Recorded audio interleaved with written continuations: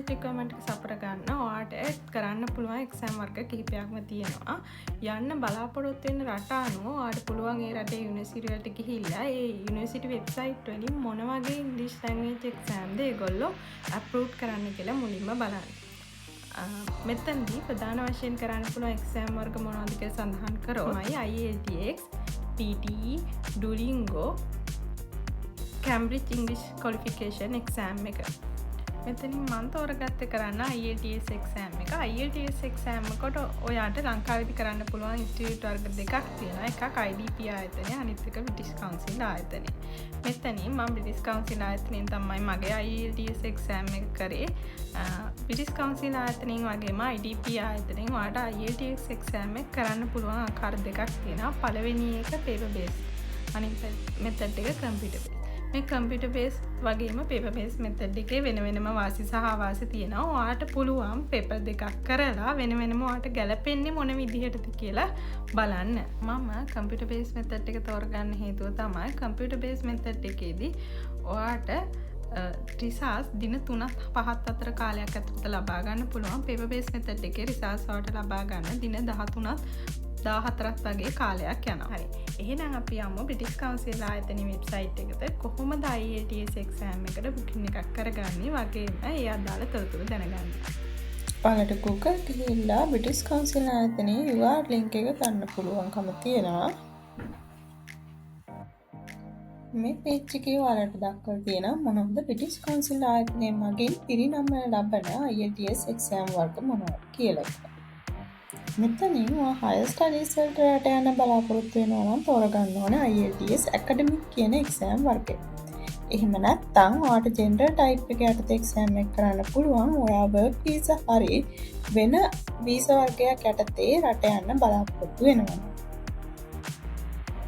IELTS on computer remote method එක මගින් කරන exam එක සමහර university වලින් approve කරන අතර සමහර university වලින් පිළිගන්නේ නැහැ. හින්දා ඔයා බලන්න ඔයා apply කරන university එකෙන් මේ exam type එක approve කරනවද කියන එක.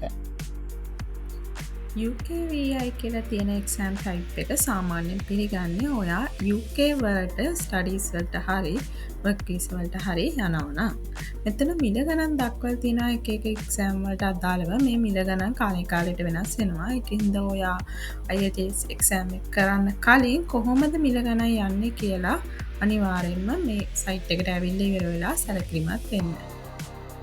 පහලින් IELTS exam එක ඔයාට ගන්න පුළුවන් test centers මොනවද කියලා දක්වලා තියෙනවා. බලන්න ඔයාට ළඟම සහ පහසුම test center එක මොකක්ද කියලා.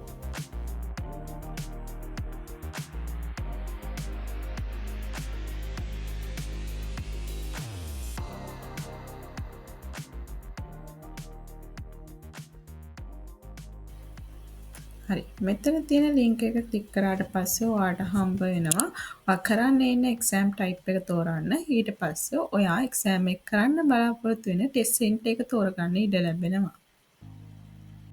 මම IELTS academic exam එක කරන්න කලම් center එක මෙතනදී තෝරගන්නවා. exam එක කරන්න යද්දී ඔයාට උපතින්ම තියෙන මොනවා හරි දෘශ්‍යාබාධ හෝ ශ්‍රව්‍යාබාධ හෝ වෙනත් යම් කිසි අපහසුතාවයක් නිසා විශේෂ අවශ්‍යතාවයක් තියෙනවා නම් මෙතන සඳහන් කරන්න පුළුවන්. උදාහරණයක් විදිහට ඔයාලට පේපර් එකේ ෆොන්ට් එක වැඩි කරගන්න ඕනේ හරි වෙනත් අවශ්‍යතාවයක් තියෙනවා නම් මෙතන සඳහන් කරන්න පුළුවන්කම තියෙනවා.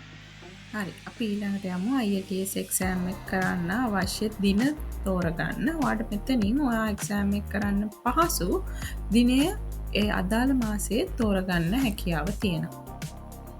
ඊට පස්සේ මේ තියෙන බටන් එක ක්ලික් කරාම ඔයාට British Council ආයතනය මගින් exam එක කරන්න වෙන් කරන ලද වෙලාවල් පෙන්නනවා. ඔයාට මෙතන speaking test එකේ වෙලාව අවශ්‍ය නම් වෙනස් කරගන්න පුළුවන්. අපි බලමු කොහොමද මේ විදිහට වෙනස් කරගන්නේ කියලා. ඔයාට අවශ්‍ය නම් ස්පීකින් ටෙස්ට් එකේ වෙලාව ඔයා රයිටින් ටෙස්ට් එක කරන දවසේම දාගන්න පුළුවන්. එහෙම නැත්නම් වෙනම දවස් දෙකක දාගන්න පුළුවන්. නමුත් ස්පීකින් ටෙස්ට් එක කරද්දී ඔයාට පහසු ටයිම් ස්ලොට් එකක් මෙතනින් තෝරගන්න එක වටිනවා. මෙතන තියෙන මැප් එකෙන් ඔයාලට ඕනනම් ටෙස්ට් සෙන්ටර්ස් තියලා තියෙන විදිහ ලොකේෂන් එක බලා ගන්න පුළුවන්. ඊට පස්සේ ඔයාට තියෙන්නේ එක්සෑම් එකට බුකින් එක දාන්න. මං කලින් account එකක් හදලා තියෙන හින්දා මම මෙතනදී මම පාවිච්චි කරපු email එක පාවිච්චි කරන්නේ. ඔයගොල්ලෝ එහෙම නැත්නම් account එකක් හදලා ඉවර වෙලා ඒ account එකට පාවිච්චි කරපු email එක තමයි මෙතන type කරන්න ඕනේ.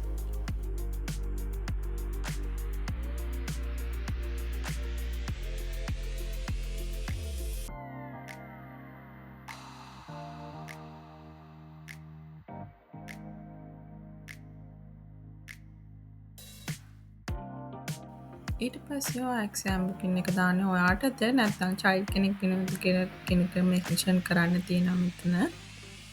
පහලින් ඔයාට ඔයාගේ contact details include කරන්න පුළුවන්. මේ contact details include කරද්දී ඔයාගේ address එක හරියට දාන්න. මොකද ඔයාට එක්සෑම් එක ඉවර වෙලා certificate එක ගෙදරටම ගෙන ගන්න පුළුවන්කම තියෙන හින්දා. ඊට පස්සේ ඔයාගේ passport number එක වගේම ඒක expire වෙන date එක පාලින් මෙන්ෂන් කරන්න තියෙනවා. පාස්පෝර්ට් එකේ බයෝඩේටා පේජ් එක දිහා බලාගෙන ඔයාලට මේ data ටික fill කරගන්න පුළුවන්. ඒ වගේම issuing authority එක විදිහට ඔයාලට Department of Immigration and Immigration කියන එක සඳහන් කරන්න පුළුවන්කම තියෙනවා.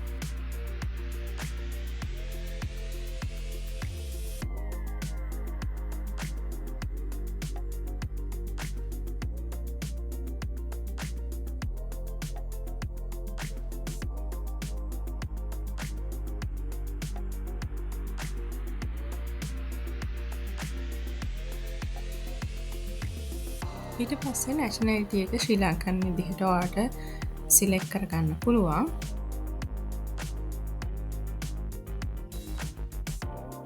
ඊට පස්සේ බයෝඩේටා පේජ් එක ඔයාගේ පාස්පෝර්ට් එකේ මෙතන PDF කරලා ඉවර වෙලා අප්ලෝඩ් කරන්න පුළුවන්.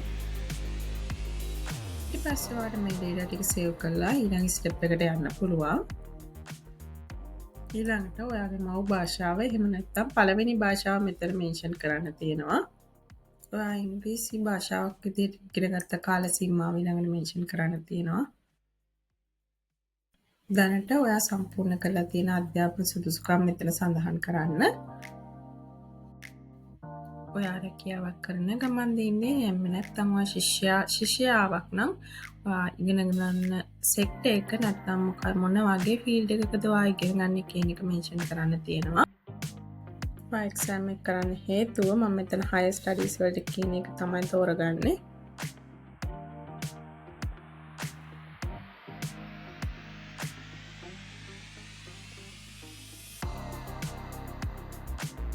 ඊළඟට ඔයා යන්න බලාපොරොත්තු වෙන රට මොකක්ද කියන එක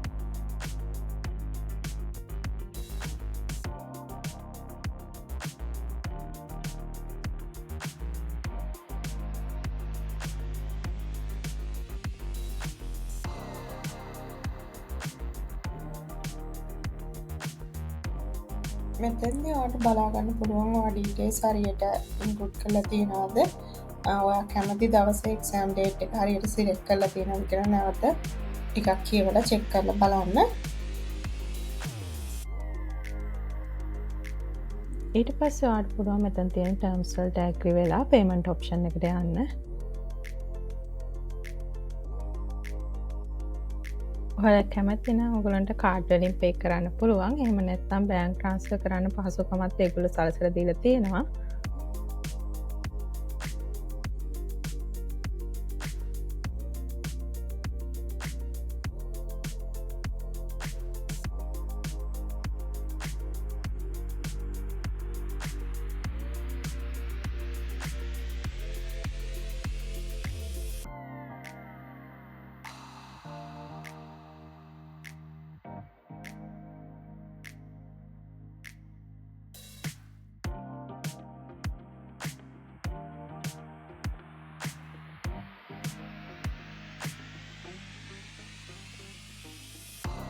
මෙතන ඔයා බැංකුවට ගිහිල්ලා කවුන්ටර් එකෙන් පේමන්ට් එක කරනවා නම් කරන්න අවශ්‍ය රෙෆරන්ස් නම්බර්ස්, බැංකු නම, අගේ අත්‍යවශ්‍ය ඩීටේල්ස් තියෙනවා. ඔයාලට මේ ටික බලන් ගිහලා ඉවර වෙලා පේමන්ට් එක ඕන කරන්න පුළුවන්.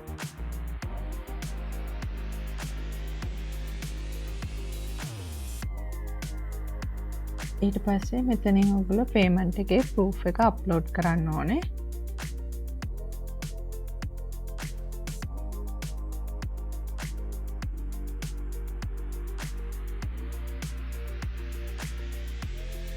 ඊට පස්සේ ඔයාගේ කැන්ඩිඩේට් නම්බර් එක ඇතුළුව ඔයාගේ එක්සැමිනේෂන් එකට අදාළ විස්තර තියෙන මේ විදිහේ ඊමේල් එකක් එනවා. පහලින් එක්සැමිනේෂන් සෙන්ටර් එකට එද්දී පිළිපදින්න ඕනේ නීති කිහිපයක් දක්වලා තියෙනවා. උදාහරණයක් විදිහට ඔයා එක්සැමිනේෂන් සෙන්ටර් එකට එන්න ඕනේ වෙලාව ඒ වගේම ඔයා එනකොට අනිවාර්යයෙන්ම පාස්පෝර්ට් එක අරන් යන්න ඕනේ. පාස්පෝර්ට් එකේ printed colored copy එකක් අරන් යන්න ඕනේ. ඔයා ඇතුළට යද්දී ඔයාට කිසිම වෙලාවක ඉංග්‍රීසි වචන ගහලා තියෙන ෂර්ට් එකක් වගේ දේවල් අඳන් යන්න බෑ. ඒ වගේම ඔයාට බෝතලයක් ගෙන යන්න පුළුවන්. ඒ බෝතලේ කිසිම විදිහට අර ලේබල් එක වටේට ඉංග්‍රීසි වචන තියෙන විදිහක් නෑ. ඒ වගේ නීති කිහිපයක් තියෙනවා ඔයාලට මෙතන බලා ගන්න පුළුවන්. electronic device watches keys mobile phones වගේ දේවල් ඔයාලට ඇතුළට ගෙනියන්න පුළුවන් කමක් නැහැ කියන එක දක්වලා තියෙනවා. මම හිතනවා මේ වීඩියෝ එක ඔයාලට වැදගත් වෙන්න ඇති කියලා. ඔයාලට මොනවා හරි ප්‍රශ්න තියෙනවා නම් යටින් කමෙන්ට් කරන්න. මම ප්‍රාර්ථනා කරනවා ඔයගොල්ලන්ගේ higher studies senior සැබෑ වෙන්න කියලා. එහෙනම් අදට ගිහිල්ලා එන්නම්. චාෝ.